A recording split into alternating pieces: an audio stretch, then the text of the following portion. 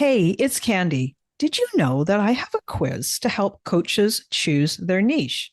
Yeah, I do. It's super popular and it has been taken more than 20,000 times. This is a fun quiz that takes you about 2 minutes to do, and it will probably give you way more clarity on choosing your best coaching niche. So now, whether you say niche or niche, it's going to work for you. And if you're a coach and you have been stuck in niche indecision, wondering what to do, then you should take my quiz and find out what you learn. You can take the quiz today at coachnichequiz.com. That's coachnichequiz.com. Okay, let's dive into this week's episode.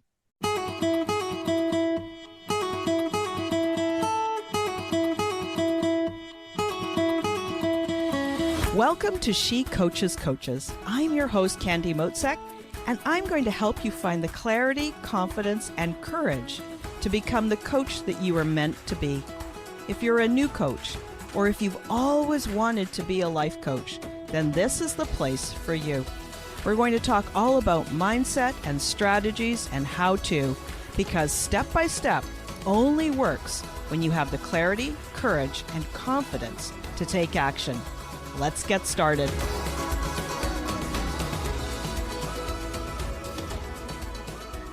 Hey, coaches, and welcome to this episode of She Coaches Coaches. I have a great guest for you today, JM Ryerson. JM is an international speaker, mindset, and business coach. He's host of the Let's Go Win podcast and best-selling author of Let's Go Win, The Keys to Living Your Best Life, and Champions Daily Playbook. He helps high-performing leaders define and execute their individual leadership styles in order to grow the impact and profits of their businesses.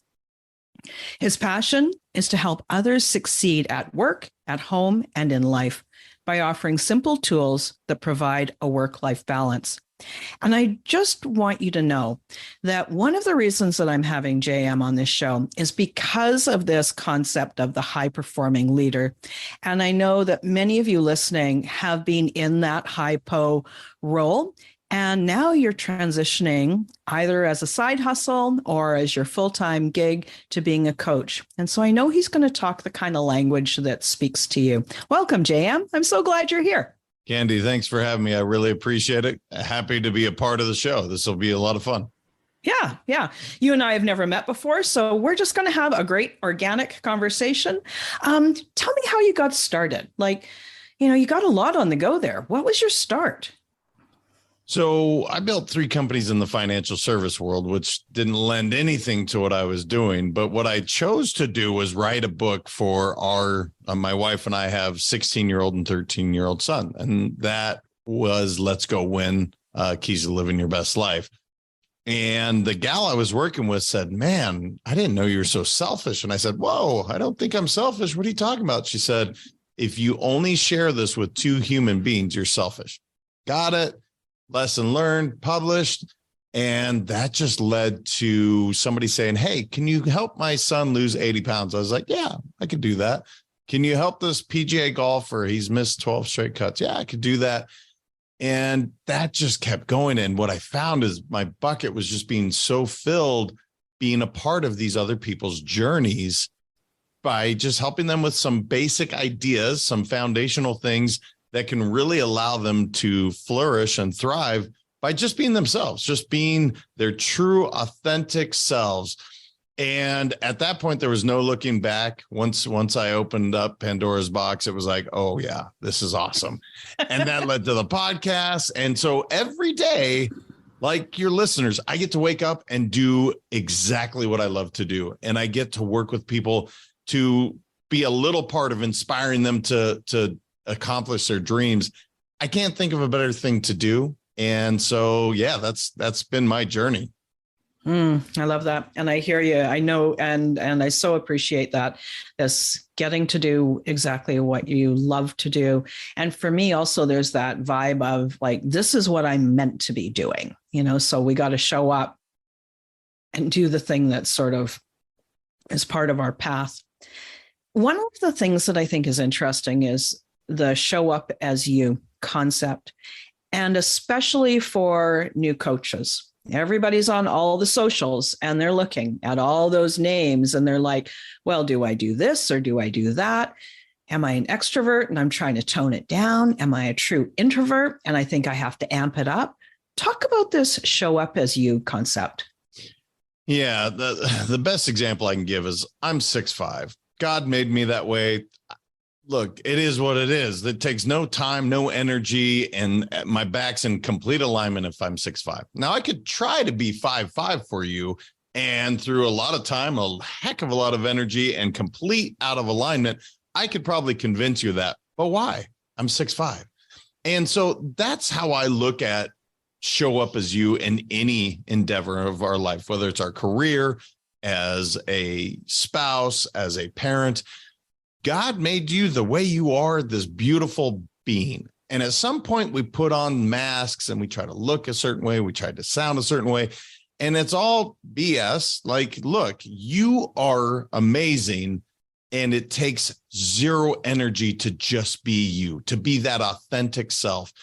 And when you get that freedom to just show up as you, just as that naked, vulnerable self, obviously, wear the clothes, but you know what I'm saying. Yeah, emotionally naked.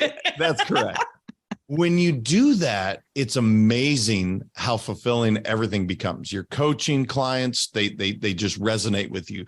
They will follow you and run through a brick wall. Your team, your kids, when you open up to them, they really understand. It's not just I'm your dad, so I told you so. It's like you talk to them in a different way. Your spouse and this relationship, it's no longer you trying to look this way, sound this way. It just becomes easy.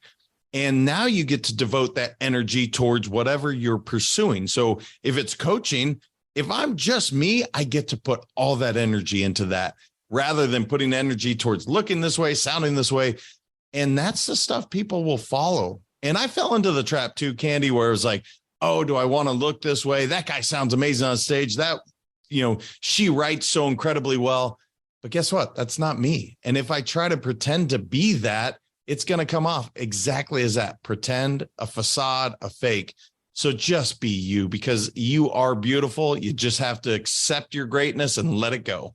And like, I can hear the passion in your message. And by the way, I'm like 4'10". So if we were to meet in person, just be me is like, one guy at the gym called me a tripping hazard the other day. So, right. But what I want to say is, like, I hear that passion and then we say this, just accept who you are and then be truly, truly you. And while I hear how true that feels, I also know that so often to be successful in corporate, in any kind of organization, we always sort of tamper it down.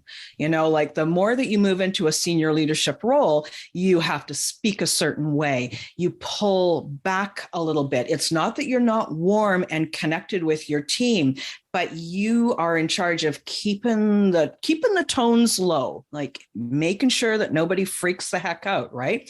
So we train ourselves to do that through our first career, second career, as we're doing this, climbing the corporate ladder, if that's what, people are choosing. But that is so radically different than what you're describing. So give me the practical, because I know you're a practical guy, practical way to make that first step for somebody who says, yeah, I hear that, but listen, I'm used to writing in passive language, keeping the tones down, making sure I've got my executive presence on. And now I want to be me. How do I do it? Yeah, it's a great question. And I'm not suggesting it's this easy thing, because being truly vulnerable is a scary idea for a lot of people. But what I would say is spending some real time to get insightful and really say, what am I? What do I enjoy? What do I love? Who am I? It's so often when you ask somebody, hey, who are you? What do you represent? How do you behave? And they're like, I don't know, because I've been wearing this mask, and I put on a mask in like 5th grade and then 6th grade, 7th grade. And then it goes into corporate and we keep throwing them on. And that's masks are for parties. They are not meant for living. It's like, take that stuff off. And how heavy that is. So to answer your question, the first thing I do is I tell people to get really quiet. If you can, go away and legit reconnect with nature. I like to write and just meditate. That's my thing. I know that sounds a little hippy dippy for some, and cool. Don't do that then. Just find some quiet time. It could be prayer. It could be walking on a beach, hiking a mountain, journaling. It doesn't really matter, but get a little quiet time for you. And when you rediscover what you really love, and your audience, if they're coaching, if that's what they're passionate, they started to really feel that, where it's like, oh yeah, corporate wasn't fun for me. Didn't enjoy it. There's a reason I left. So you've already started that path. And so it's just really kind of taking that off. And if it's a fear thing, I'll give you one thing that I love to do. It's called the 3 R's. Write down, or first you recognize what is the fear, and then write it down. That's not a 4R, it's a W. So recognize it and write it down. It's phonetic. It's good. Yeah, thank you very much. And then the second is to release it. Whatever you wrote down, whatever that fear was, release it, tear it up, eat it, shred it. I really don't care. Just destroy it. And then the third R is to react in total opposition. So if your fear is, I don't want to show up as my wacky self because I may not be accepted, write that down, shred it. I'm a burner. I burn it, and then go be that wacky person. And guess what? Courage is like a muscle. It gets stronger the more you use it. So just put yourself out there one time. And I use that RRR exercise all the time. And it's allowed me to really, truly embrace who I am. And I wasn't that way early in my career either, right? I was wearing the 3-piece suit and tie, saying certain things. And man, it was so much energy. I was like, I don't want to do this anymore. I just want to be me. And guess what? All of my companies went up way more. I'm working far less hours, and people actually wanted to follow me as a leader. So it was like, okay, there's something to this. Right. Right. And I like your 3 R's. I think that's great. And to me, they're a bit of a right, like an RITE kind of right. And those are super powerful, especially when you set the intention before you do it. So I think that that's a really good suggestion for people. And then the idea of taking the quiet time. Now, listen, I'm a meditator and a journaler. You guys that are listening to the audio, you can't see it, but anytime you see a picture of me in my she shed, you can see the wall of journals behind me. And those are the things that I filled over the past few months. And so I am a real strong proponent on that. There is something super powerful about being quiet. And I agree that not everybody is a meditator. And I love your suggestions about go for a walk in nature. Like my husband's not a meditator, but he goes out in the boat, and that's his holy place, right? And so it's great. That's how he does it. And so I think there's a way for everybody. You've also talked a lot about the results of what happens when you show up as yourself. Was there anything surprising, anything that you hadn't expected? Just how easy it was. The fear and trepidation of, well, I'm supposed to look this way. I don't know where it comes from. Like, we all were conditioned. You're right about that. It is truly a nurtured thing. It's a conditioned thing that all of a sudden we have to look this way. But who wrote that rule? Who decided that you have to? And what I do love about the world today more and more is it is more accepting of people that maybe do have a different hairstyle. Maybe they have visible tattoos. What does that have to do with the intention and the purity of the person? Zero. And even corporate America, I know you're in Canada, but corporations in general have started to accept the fact that, you know what? We just want good human beings here. The stuffy idea of back in the 70s, 80s, 90s, where it was all really, as my wife calls it, pale, male, and stale, where it was just all buttoned up. It started to change. And I think that's really important, because we need the diversity of ideas. We need the creativity. And when you look at the greatest companies around, they accept that. And so I think like a Google or I don't know, Apple, those that have embraced just bring your creativity, just be you. You see how much they're accelerating. So it's kind of starting to say, hey, corporate world, nah, you got it wrong. I know that's how it was. This has evolved.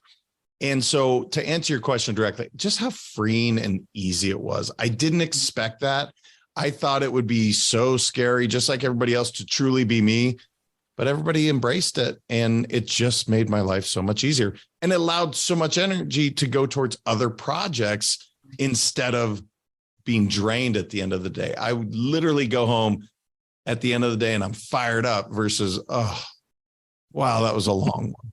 And my guess too is that you have really given other people permission to do the same just by virtue of you showing up in that space. So interesting. So true. And I'm sorry if I cut you off. I didn't mean to. No, it's cool. The word permission is so critical. I love that, right? To give someone permission to just be them. And as you know, I stole it from Ray Dalio, but radical transparency, like be truthful, be honest. You can tell me anything. I'm up for it. It's so cool. The other thing I didn't mention, she shed. Awesome. That's so cool. Yeah, it's my little zone in the backyard. And I have the longest commute, it's like, I don't know, maybe 50 feet from my back door to the shed. I carry my cup of coffee. Sometimes I'm wearing a coat, most of the times not, but it's a great place to work. And I think that is, there's something about this showing up as you, but then also making that space for yourself, your own space to do your own work. Do you find that that's a part of it as well? Oh, for sure. I mean, we're talking about conditioning and rewiring hardwires. Look, our parents, no matter how awesome, I had the most amazing parents. They gave me some crappy hardwires. They just did. And so there is some recalibrating that we have to do to our subconscious. So specifically, one of the ones that I've been teaching, because it's kind of a simple one, and I don't recall where I got it from. So if somebody knows, please hit me up and let me know. But it's accepting your greatness. And so part of my mantra that I do in my meditations now is, I came from greatness. I attract greatness. I am greatness. And I say it over and over and over again, because that is the truth. We coming out of the womb, coming into as a 5-year-old, like we were great. We were incredible. We had no self-limiting beliefs. And then the world hit us. And then it hit us again. And so we started to accept the fact that, oh, I can't blah. I'm blah. No, you're not. You're this amazing being with unlimited potential until someone else stuck their finger in your eye and said you couldn't, and you believed them. And so I say it all the time. I came from greatness. I attract greatness. I am greatness. And if people can just rewire their own subconscious, you are greatness. It's just got to let it out. Yeah, agreed. There's something else, like as I'm looking at the sign over your shoulder there, for coaches specifically, and I'm not sure if this is something that you've seen as well with the people that you work with, your show up as you. There is a lot of, so like we've covered this idea that just to be in alignment with who you are and that you already are divinely guided, you are already great, you are already completely 100% worthy. But these first two words, show up. And it's like there's something in that, just that first part of that sentence that's really powerful. Because if we don't show up, then what are we doing? Right? Mm. So I don't know. Have you ever kind of broken it down? Like it's show up as you, but then it's like it really starts with this show up. Yeah. So again, meditation, it goes back for me, staying present, being mindful, being in this moment. I have a saying, I stole it from Lao Tzu, but I just made it a little shorter. Past is pain, future is anxiety, present is everything. So often we are thinking about what we have coming up, what just happened, the baggage that I'm bringing through the door. And the truth is you only have right now. So right now I only have Candy and I'm going to give everything I have to Candy. And when we're done, and her audience, of course, when we're done, I will go on and I'm going to give 100% to my next thing, because that's the only guaranteed time that we really have. And so, yeah, that's really something that's important to me as our attention span continues to dwindle and dwindle year by year. Being able to stay in the present, in the now, showing up as your best version of you. I think it's just an amazing feeling when you're able to really be in that space and to provide that for someone else. Just like you're listening now, like I can watch you listening intently as an active listener and I feel heard. Well, that's what we all want. You're showing up as an incredible host. You're showing up as an incredible communicator. And guess what? It'll make the show that much better because of that, because you're going to take something that I've said instead of your own agenda and say, you know what? Oh, here's something. And that's how the show's gone. You're showing up in that authentic version of another human being connecting with another person, even with the screens in the way, even though we're thousands of miles away from one another. I feel like I'm right next to you. I feel like we're connected. And that is, you want to know how to be a really good coach? Do that. Exactly. Yes, exactly. And I'm very intentional about wanting to be fully focused on you and our conversation.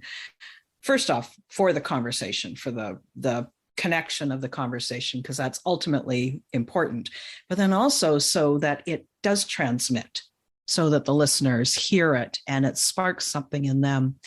Interesting about this present moment, and that, this is all that we have. And I'm not quite sure where I'm going with this, but this place of, if you can show up in the present, totally aligned, you're basically unstoppable. That's kind of my thought about it. What do you think? Yeah. So if you give everything in this moment, the very best that you have, and you just continue to do that, it's like, wow, look at what we've created, and look at how fulfilling this relationship, this conversation, this beer, whatever you're doing, like whatever you're into, it's truly remarkable. And again, I use the word fill. It fulfills your buckets when you do that. You can't change the past. Nobody's that I know of has been able to do it. And I really can't affect the future. I could worry about it.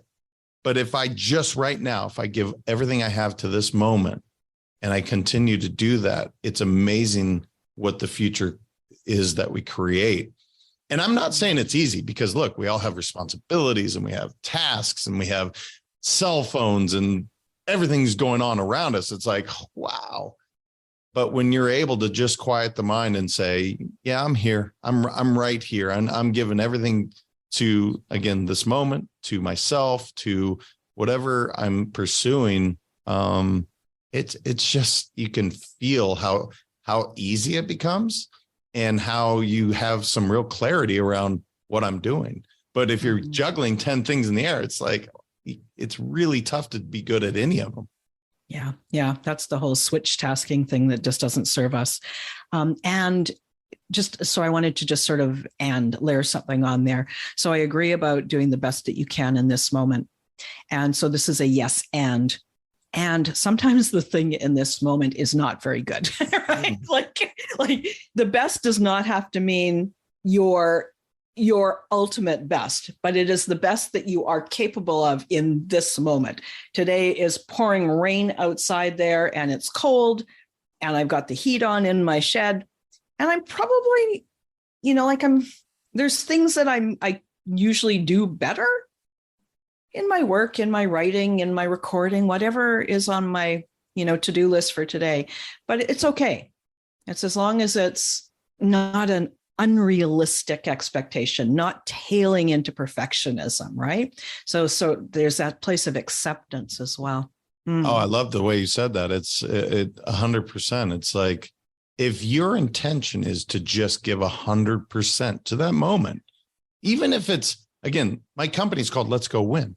Is it all about wins and losses? No, it's about setting yourself up to win every single day. Does that mean it's going to be exceptional? Oh man, my writing is ludicrous at some points. It's phenomenal at others. And it's just average Joe Schmo here. But guess what? My intention is to give it my all every single time. And that's where the greatness comes from, because look, that's life. Nothing is perfect. That's what you brought up social media earlier. And that's why it's so funny when people get into that comparison trap. It's like, no, they're just not showing what's really happening. And that's cool. You don't have to show, the burnt toast or whatever bad thing, the flat tire. I get it. This isn't awesome. And now you sound like you're just complaining, but that's life. And so I agree with you. It's just, look, you give it everything you have with pure intentions, and some of it'll be amazing. And some you just, okay, moving on. Yeah. It'll be better than it was. Thank you. Really enjoyed this conversation, JM. I'm so glad that you came onto my show. Tell me and tell the audience if they're interested in finding out more about you. How can they reach you? Yeah, thank you. I appreciate it. And I had a wonderful time on the show as well. They can reach me at letsgowin.com. Let's Go Win 365 on virtually every social media platform. And I do answer them. I really enjoy engaging in human interaction and connection. So I would love for people to check it out. And again, just thank you, Candy. I really enjoyed today. Thanks so much. Thanks again for listening today. Please hop on over to Apple Podcasts and leave a review. Also, I would love to hear from you. Did something that I say resonate? What else would you like to learn about? Click the link in the player and leave a comment on the post. This is going to give me great ideas for future episodes so I can help you best. Join me again next week for more coaching, support, and teaching to help you become the confident coach you are meant to be.